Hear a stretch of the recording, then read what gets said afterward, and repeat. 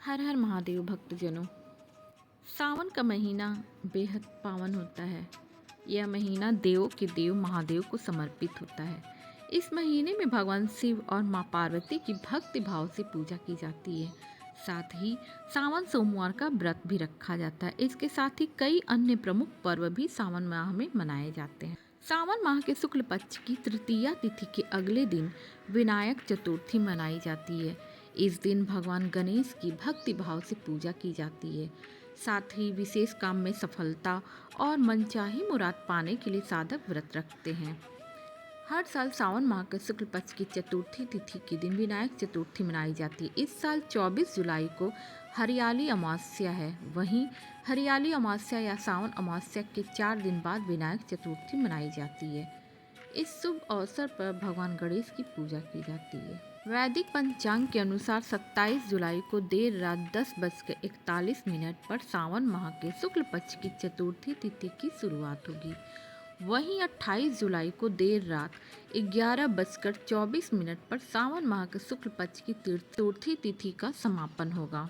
सनातन धर्म में सूर्योदय से तिथि की गणना की जाती है। इसके लिए 28 जुलाई को विनायक चतुर्थी मनाई जाएगी। यह पर्व प्रथम पूज्य भगवान गणेश जी को समर्पित होता है। इस दिन लोग घर की खुशहाली और उन्नति के लिए व्रत और उपासना करते हैं। कहते हैं कि विनायक चतुर्थी पर गणपति पूजन से जीवन के सारे कष्टों का निवारण हो जाता है। घर में सुख संपन्नता बनी रहती है। सावन माह की चतुर्थी तिथि विशेष महत्व रखती है क्योंकि सावन के पवित्र माह में यह गणेश चतुर्थी आती है। भगवान गणेश को विघ्नहर्ता और बुद्धि के दाता के रूप में पूजा जाता है।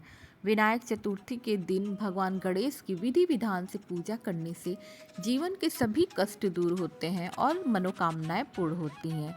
सुख समृद्धि की प्राप्ति होती है। मान्यता है कि इस दिन व्रत रखने और सच्चे मन से गणपति बप्पा की आराधना करने से नकारात्मक ऊर्जा का नाश होता है और सकारात्मकता का संचार होता है।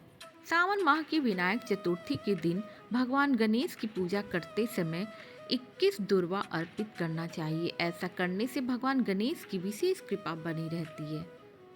सावन माह की विनायक चतुर्थी के दिन श्री गणेशाय नमः मंत्र का जाप करें। इस मंत्र का जाप करने से विघ्नहर्ता की कृपा बनी रहती है। जीवन में सभी तरह की बाधाएं भी खत्म होती हैं। इस दिन पूजा करते वक्त भगवान गणेश को उनके प्रिय मोदक अथवा बेसन के लड्डू का भोग लगाना चाहिए। इस दिन भगवान गणेश की पूजा करने का विशेष महत्व है, लेकिन इस दिन चंद्रमा के दर्शन करना वर्जित माना जाता है। इसके पीछे एक पौराणिक कथा और एक विशेष दोष जुड़ा हुआ है।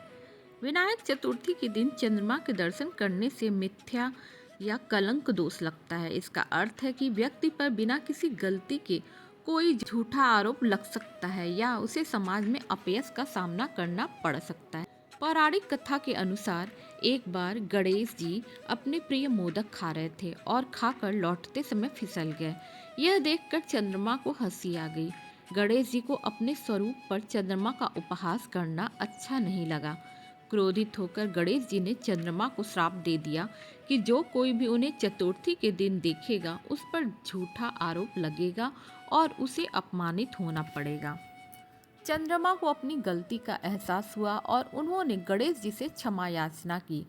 तब गणेश जी ने कहा कि उनका श्राप पूरी तरह से वापस तो नहीं लिया जा सकता, लेकिन जो व्यक्ति भाद्रपद शुक्ल चतुर्थी के दिन चंद्रमा के दर्शन कर लेगा उस पर झूठे आरोप लगेंगे।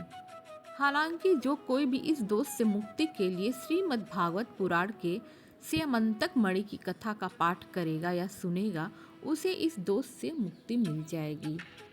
आइए जानते क्या होता है मिथ्या या कलंक। मिथ्या कलंक दोष का अर्थ है कि व्यक्ति पर ऐसा कोई आरोप लग सकता है जो उसने किया ही ना हो। समाज में उसकी प्रतिष्ठा को ठेस पहुंच सकती है या उसे बेवजह की समस्याओं का सामना करना पड़ सकता है। यदि गलती से चंद्रमा के दर्शन हो जाए तो विनायक चतुर्थी के दिन तो उसमें घबराने की जरूरत नहीं है। इस दोष से मुक्ति के लिए कुछ उपाय भी बताए गए हैं। भगवान गणेश जी ने स्वयं इस दोष से मुक्ति के लिए उपाय बताया था कि श्रीमद् भागवत पुराण में वर्णित स्यमंतक मणि की कथा का पाठ करे या सुने। यह कथा भगवान कृष्ण और स्यमंतक मणि से जुड़े झूठे आरोप की है, जिसमें अंततः सत्य की विजय होती है।